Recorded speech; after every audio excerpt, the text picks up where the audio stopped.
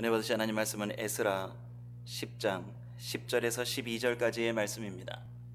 구약성경 725면에 있는 에스라 10장 10절로 12절까지의 말씀을 우리 화면을 보시면서 또 성경책을 펴놓으시고 우리 한 목소리로 10절에서 12절까지의 말씀을 함께 읽겠습니다. 제사장 에스라가 일어서서 저희에게 이르되 너희가 범죄하여 이방 여자로 아내를 삼아 이스라엘의 죄를 더하게 하였으니 이제 너희 열조의 하나님 앞에서 죄를 자복하고 그 뜻대로 행하여 이 땅 족속들과 이방 여인을 끊어버리라. 회무리가 큰 소리로 대답하여 가로되 당신의 말씀대로 우리가 마땅히 행할 것이니이다. 아멘. 이스라엘 역사를 보면 BC 천년경에 다윗에 의해서 이제 통일 왕국을 이루고 부흥기를 맞이하기 시작합니다. 근데 솔로몬 이후에 여로보암과 르호보암 시대 3대에 가서 또 나라가 이렇게 분열되게 됩니다. 그래서 북이스라엘과 남유다가 생겨나고 결국 역사를 이어가다가 그들의 죄로 인해서 하나님께서 심판의 칼을 가시고 예언자들을 보내서 이 나라가 어떻게 될 것인지를 누누이 경고하시고 말씀하셨습니다.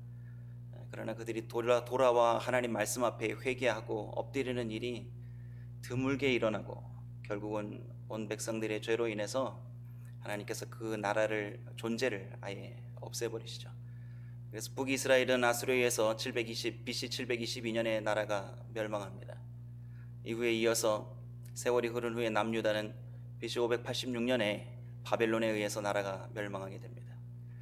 나라가 완전히 멸망하기 전부터 BC 605년부터 멸망의 징조가 있었고 전쟁이 있을 때마다 많은 사람들이 포로로 끌려가던 시간이 있었습니다. 그래서 BC 605년부터 1차, 2차, 3차에 걸쳐서 포로 생활을 하기 시작했던 게 남유다의 상황이었습니다. 그러나 하나님께서 예레미야 선지자를 통해서 약속하신 것 같이 말씀하신 것과 같이 70여 년이 지난 후에 바벨론 포로로 끌려갔던 많은 유대인들 그리고 제국이 바뀌어서 바사 제국이 생겨나 하나님께서 그 바사 제국의 한 왕을 통해서 참 기이한 일을 행하십니다. 이해할 수 없는 일을 행하셨습니다. 어떤 일을 행하셨느냐? 고향 땅으로 돌려보내시는 놀라운 은혜를 그 제국의 왕을 통해서 명하도록 그렇게 역사해 주셨습니다. 유다 백성들이 이제 예루살렘으로 다시 귀환을 합니다.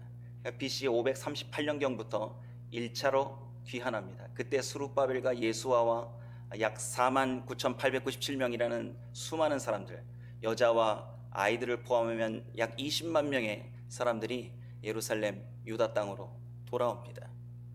그리고 나서 세월이 흘러서 약 80년간의 세월이 지납니다. 그리고 세월이 지난 다음에 2차 포로 귀환이 또 이루어집니다. 그 2차 포로 귀환 때 돌아왔던 사람이 에스라와 그와 함께 온 1775명의 유다 백성들이었습니다. 그렇게 돌아와서 예루살렘에 돌아와 보니 이 모든 것이 하나님께서 역사를 주관하시는 그 손길에 의하여 이루어졌고 예레미야 선지자를 통해서 말씀하신 말씀대로 이루어졌다라고 에스라가 고백하고 있습니다. 우리 에스라 1장 1절과 2절 말씀을 한번 보겠습니다. 에스라 1장 1절 2절 말씀을 같이 한번 읽어보겠습니다. 바사왕 고레스 원년에 여호와께서 예레미야의 입으로 하신 말씀을 응하게 하시려고 바사왕 고레스의 마음을 감동시키심에 저가 온 나라에 공포도 하고 조서도 내려 가로되 바사왕 고레스는 말하노니 하늘의 신 여호와께서 세상 만국으로 내게 주셨고 나를 명하사 유다 예루살렘에 전을 건축하라 하셨나니 이렇게 기록되어 있습니다. 참 놀라운 일입니다. 에스라의 고백은 이런 의미를 담고 있습니다. 아무리 격변하는 시대에 살지라도 역사가 사람들의 권력에 의해서 움직이는 것 같아도 결국 그 모든 것을 주관하시는 분은 여호와 하나님이시라는 걸 오늘 에스라서에서 우리에게 알려주고 있습니다. 어떠십니까? 그럼 좋을 때만 하나님께서 역사하시는 것 같다고 우리가 생각할 때가 많지 않습니까? 그러나 우리가 괴로운 일을 만나도 이 모든 일이 하나님의 손길 안에 있는 하나님의 역사라는 걸 그걸 우리가 믿어야 합니다. 그럴 때 우리가 하나님의 움직이는 손을 믿음의 눈으로 바라보고 의지할 수 있기 때문에 그렇습니다. 이렇게 해서 스룹바벨과 예수아가 돌아와서 성전을 재건합니다. 제일 먼저 돌아와서 성전을 재건하고 나서 그들이 절기를 지킵니다.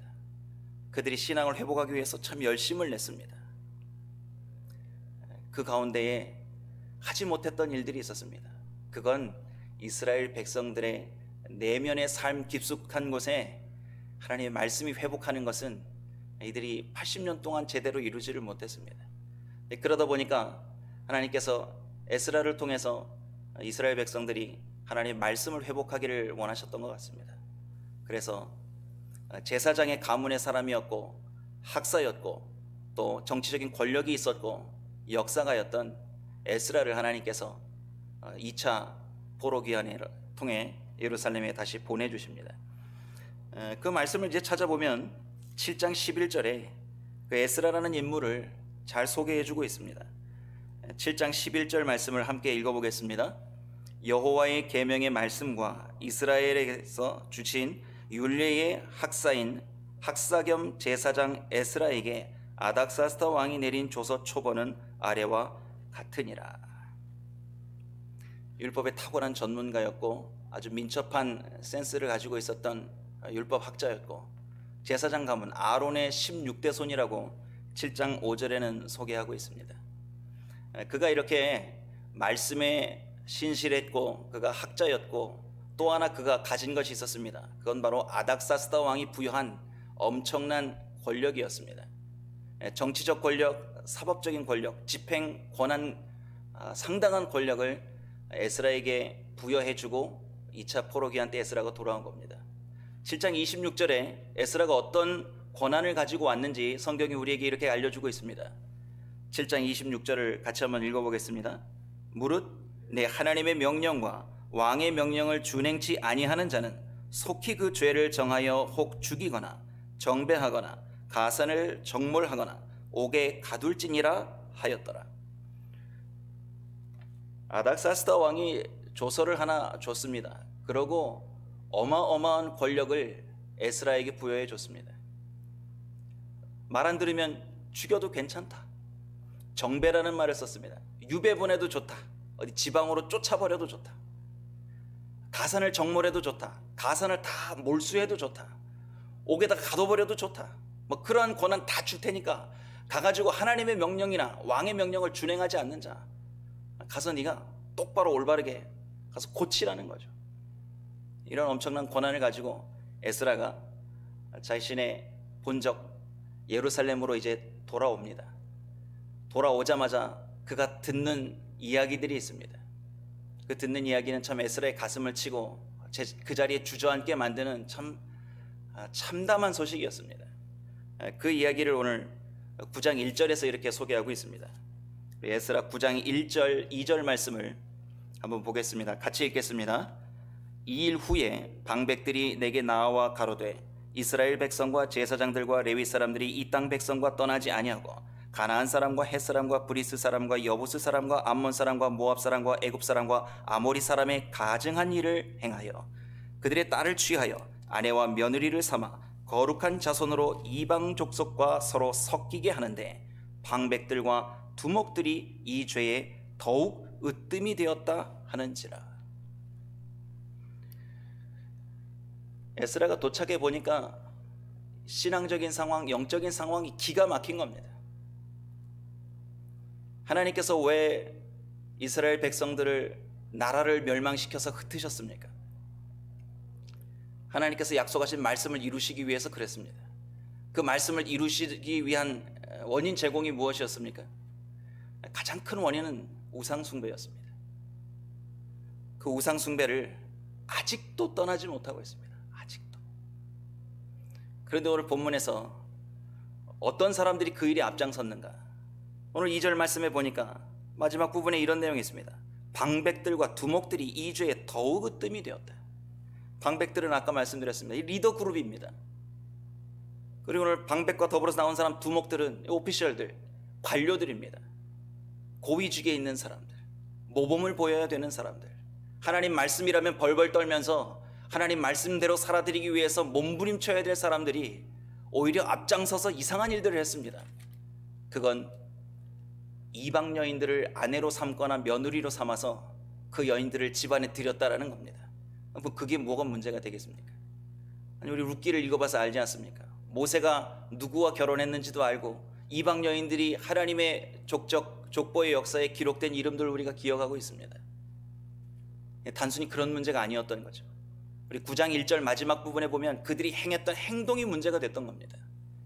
9장 마지막 부분에 이런 내용이 있습니다.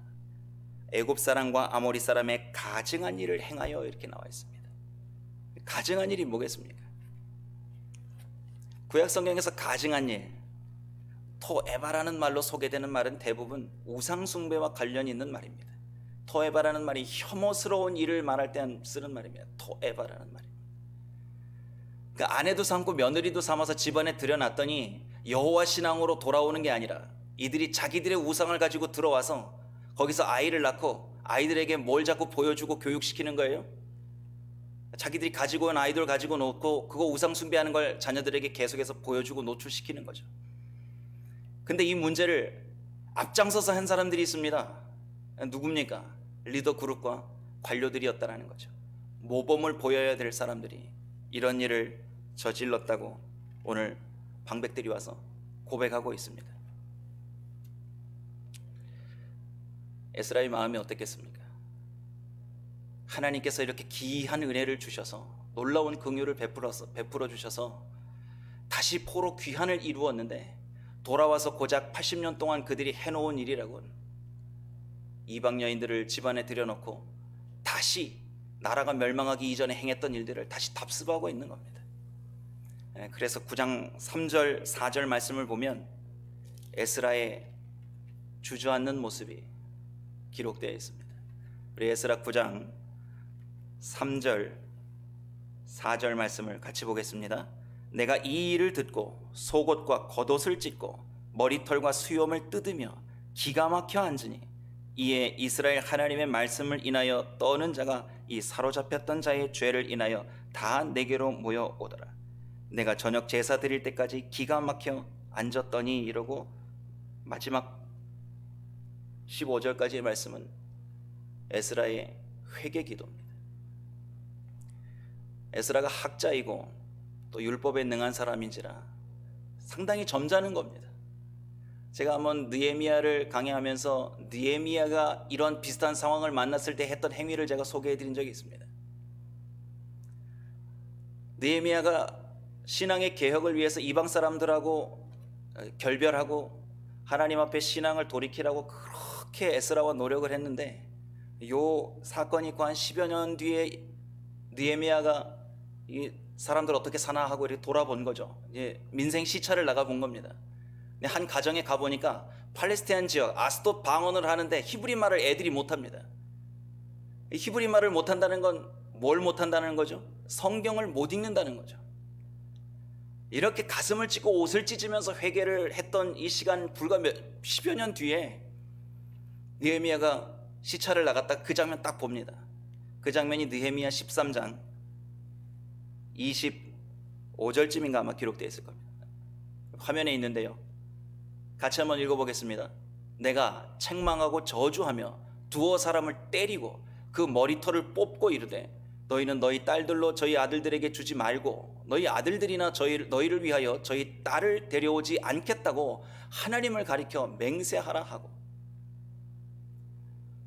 에스라는 점잖다는 거 이해되시죠? 자기 속옷과 겉옷을 찢고 자기 머리털을 뽑고 자기 수염을 뽑고 주저앉아서 회개 기도하는데 느헤미야는 가서 그냥 때려버렸습니다. 때리고 머리털을 뽑아버렸습니다. 이 뭐하는 짓입니까? 그리고 맹세를 받아냅니다. 하나님께 맹세하십시오. 사돈 삼거나 딸로 또 그 딸 취해서 며느리 삼거나 아내 취하지 않겠다고 맹세하라고 이렇게 이야기합니다. 에스라가 돌아와서 가장 먼저 들었던 이스라엘 백성들의 삶의 모습이 이런 거였습니다. 그러니까 성전은 재건해서 비록 초라하긴 하지만 성전에 모여서 절기도 지키고 그들이 말씀으로 돌아오겠다라고 입으로는 얘기하고 절기 때 예루살렘으로 올라오기는 했는데 거기 내려가서 이제 삶의 현장에 들어가서 가정에 가서 정작 삶의 자리에 가서 딱 뚜껑을 열어보니까 다 이상한 행동들을 하고 있는 겁니다. 겉으로는 거룩한 척하고 예배자인 것처럼 보이지만 삶의 자리에서는 하나님을 등지고 사는 거죠. 우상 숭배하는 거에 대해서 별로 개의치 않고 그냥 사는 겁니다. 지도자들이 그랬다는 겁니다. 관료들이 그랬다는 겁니다. 앞장서서 바르게 신앙의 길을 이끌어야 될 사람들이 이렇게 살았다라는 거죠. 이쁜 여자 데려다가 살고 며느리 삼아서 집에 들여놓고 어떤 변화가 있었냐면 그들의 우상 숭배를 자기 자녀 손주들이 그걸 그대로 보고 배운다라는 걸 전혀 이상하게 생각하지 않았던 겁니다. 이게 또 우상 숭배 얘기하니까 저희가 우상 숭배 안 하지 않습니까? 우리 우상 숭배 하지 않습니다. 그런데 골로새서에 보시면 사도 바울이 분명하게 신약교회 교인들에게 이렇게 말씀하셨어요. 우상 숭배가 무엇이냐? 여러분, 탐심은 우상 숭배입니다 라고 정의했습니다. 그래서 우리 신약교회에 사는 우리들은 아이돌을 만들어서 우상을 놓고 거기에 비나이다 이렇게 하지 않습니다. 그러나 우리가 우리의 만족을 위해서, 내가 지금 이루고 싶은 그 탐심의 욕망을 위해서 그리스도의 이름을 놓고 기도하고 있다면 그게 신약교회를 살아가는 우리들에게 또 다른 탐심이요, 또 다른 우상 숭배의 모습입니다. 더 직설적으로 얘기하면 이런 거죠. 아이들이 신앙으로 바르게 자라기 위해서는 세상 가운데에서 손해볼 일이 참 많습니다. 주일 성수 잘하고 말씀대로 살아드리기 위해서 이 아이가 세상 가운데에서 손해봐야 되고 공부가 뒤처져야 될 상황들을 만나게 됩니다. 그때 우리는 어떻게 가르쳐야 될지 걱정입니다. 저도 걱정입니다. 아이가 지금 100일 간 넘어서 6개월 됐습니다. 아내랑 아이가 100일이 조금 지난 다음에 앉아가지고 이상한 소리 했습니다. 애가 크면 의사를 시킬까, 변호사를 시킬까, 유명한 정치인을 만들까, 어떻게 교육을 잘 시켜서 아이비리그를 보낼까, 이런 얘기를 목사인 저희 가정에서도 하고 있습니다. 근데 이 코로나 사태가 터지고 나서 매일 같이 얼굴을 마주하고 앉아서 회개 기도를 했던 첫 번째 기도 제목이 그거였습니다. 우리가 지금 돌도 안 지난 아이를 놓고 우리가 무슨 회개망측한 기도를 하고 있는가? 지금 무슨 망령된 말로 이 아이의 인생을 점치고 있는가? 결국 우리도 예수님의 이름으로 기도하면서 이 아이의 인생이 형통한 길로 가기만을 원했지, 이 아이가 세상 가운데서 빛과 소금이 되어서 그리스도의 삶, 그리스도인다운 삶을 살면서 손해보고 외면당하는 그 순간을 맞이할 때 믿음으로 이기게 해달라고 그런 기도를 안 하는 겁니다. 어떻게 보면 우리 가정에 우리 부부가 가지고 있었던 우상 숭배가 아주 보잘것없고 누구나 할 수 있는 기도라고 생각했던 거기서부터 시작했다는 걸 저희 부부가 발견했습니다. 그리고 두 번 다시는 그런 기도를 하지 않겠노라고 두 내외가 앉아서 다짐을 했습니다. 신앙의 개혁은 어디부터 일어나야 합니까? 우리가 바르게 신앙을 회복해야 됩니다. 지금 우리가 그런 마음을 다 가지고 있습니다. 그럼 어디부터 시작해야 됩니까? 라고 물을 때 에스라서는 우리에게 분명하게 알려주고 있습니다. 가정입니다. 자녀입니다. 신앙이 바로 회복되고 말씀이 바로 준행되어지는 믿음의 가정을 세우는 것이 우리가 신앙을 개혁하는 첫 번째 공간이요, 첫 번째 공동체입니다. 그래서 가장 작지만 가장 신실한 교회가 되어야 되는 것이 가정입니다. 어떤 분이랑 청년이랑 대화를 하다가 세상에서 가장 작은 교회가 뭐냐 그랬더니 개척교회입니다 그러시더라고요. 여러분, 교회 중에 가장 작지만 가장 아름답고 신실한 교회로 이루어져야 될 공동체가 가정교회입니다. 그 가정의 신앙이 회복될 때에 하나님께서 이 땅에 원하시는 하나님 나라가 그 가정에서부터 시작된다는 걸 꼭 기억해 주시기를 정말 부탁드립니다. 오늘 두 번째로 좀 살펴봐야 할 내용이 있습니다. 그건 뭐냐 하면 에스라의 성품과 그의 하나님 앞에서의 자세입니다. 어떤 자세인가? 바로 하나님 앞에서 자기가 먼저 회개하고 기도했다는 거죠. 우리는 남이 뭐 잘못하면 잘 집어냅니다. 저 사람 저게 문제야, 그러니까 안 되지, 이런 말 잘합니다. 정말 하나님의 사람은 그렇게 살면 안 된다고 성경을 보면서 정말 많이 깨닫습니다. 하나님이 사용하셨던 분들 대부분을 보면 민족의 죄를 자신의 죄라고 고백합니다. 이거 하나님, 저의 죄입니다. 우리 조상의 죄이지만 나의 죄입니다. 하나님, 제가 회개합니다. 오늘 에스라가 그렇게 고백합니다. 우리의 죄가 정수리까지 미쳤습니다. 얼굴이 뜨거워 들 수가 없습니다. 하나님. 그러고 에스라가 금식하며 기도합니다. 식음을 전폐하는 기도로 이 어려운 난관을 헤쳐나갈 하나님에 대한 절규를 그렇게 보여내고 있습니다. 그런데 그거 아세요? 에스라가 어떠한 신분으로 이 예루살렘에 왔는지 제가 7장 26절을 소개해 드렸습니다. 7장 26절을 한번 같이 다시 보겠습니다. 함께 읽겠습니다. 무릇 내 하나님의 명령과 왕의 명령을 준행치 아니하는 자는 속히 그 죄를 정하여 혹 죽이거나 정배하거나 가산을 정몰하거나 옥에 가둘지니라 하였더라. 에스라가 아닥사스 왕으로부터 엄청난 정치적 사법적 권한을 가지고 왔습니다. 지금 이 기막힌 상황을 만약 에스라가 감정적인 분노로 풀어냈다 그러면 이 사람들을 어떻게 할 수 있을까요? 이 리더들 불러다가 어떻게 하면 됩니까? 다 잡아서 어떻게 하면 될까요? 죽이거나, 정 말 안 들으면 죽이거나, 그래도 회개하지만 또 범죄하면 어디 지방으로 유배를 보내거나 가산을 몰수하거나, 하여튼 어떤 권력적인 방법을 통해서 사람들을 돌이키기 위해서 자기의 권한을 사용할 수 있습니다. 하나님의 사람은 그러지 않더라고요. 하나님이 사용하시는 분들은 절대 그러지 않습니다. 감정적으로 반응하지 않습니다. 정죄로 일을 풀지 않습니다. 자신이 회개하고 하나님의 방법으로 이 문제를 해결하려고 합니다. 그래서 기도하는 겁니다. 그래서 금식하는 겁니다. 그리고 그걸 자신의 죄라고 고백하면서 나도 그 죄악의 무리에 함께 있는 사람이라고 고백하고 있는 겁니다. 여러분, 성숙한 신앙이 그런 거 아니겠습니까? 무슨 일을 만나든지 기도하면서 해결하는 사람. 근데 제가 에스라와 느헤미야서를 이렇게 쭉 계속 또 보고 또 보고 하면서 느낀 또 발견한 신앙이 있습니다. 성경을 보면서 야, 이거 성숙한 신앙이 있는데 위대한 신앙도 있구나, 이런 걸 발견했습니다. 자기 힘으로 다 할 수 있는 권력과 권한과 힘이 다 있어도 그걸 다 뒤로 미루는 거죠. 이 방법이 아니라는 거예요. 하나님의 방법이 아닌 것들은 자기가 아무리 활용할 수 있는 것도 다 뒤로 합니다. 그걸 우리는 하나님의 말씀대로 사는 삶이라고 그렇게 우리는 표현하고 있습니다. 동기도 중요하지만, 결과도 중요하지만, 수단과 방법 또한 하나님께서 원하시는 법대로 행하는 때에 하나님께서 그 회개의 기도에 합당한 놀라운 역사를 일으켜 주신다는 거죠. 그래서 사람들이 감동하기 시작하는 겁니다. 에스라가 하나님의 방법을 붙잡을 때에 하나님께서 이스라엘 사람들의 마음을 움직이고 계셨습니다. 10장 1절 말씀을 다 같이 한번 읽어보겠습니다. 10장 1절입니다. 함께요. 에스라가 하나님의 전 앞에 엎드려 울며 기도하여 죄를 자복할 때 많은 백성이 심히 통곡하매 이스라엘 중에서 백성의 남녀와 어린아이의 큰 무리가 그 앞에 모인지라. 에스라가 기도했을 때 하나님께서 사람들의 마음을 움직이셨습니다. 여러분, 신앙의 개혁, 어떤 우리의 삶의 모습을 바꾼다, 변혁시킨다, 회개한다,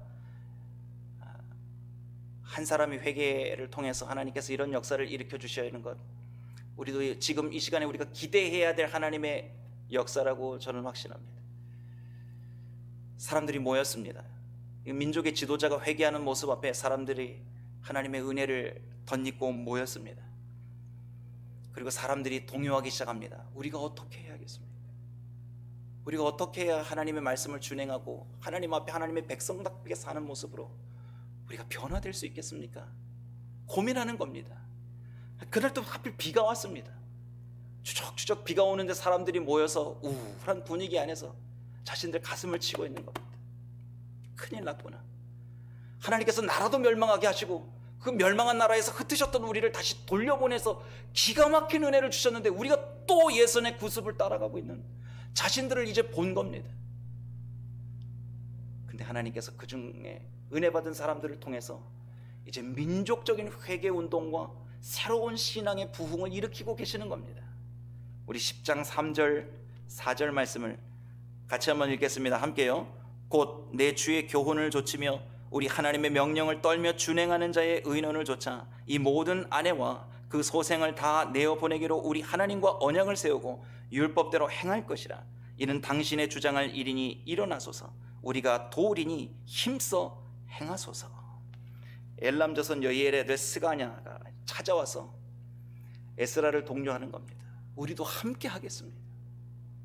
우리도 통에 잡아가는 기도에서 끝나는 게 아니라 우리의 삶의 자리에서 우리의 가정을 개혁하고 신앙 공동체로 우리의 가정을 다시 세우겠습니다라는 고백을 에스라 앞에서 하는 겁니다. 근데 여러분 생각해 보세요. 이거 지금 어떤 문제냐면 가정을 깨야 되는 문제입니다.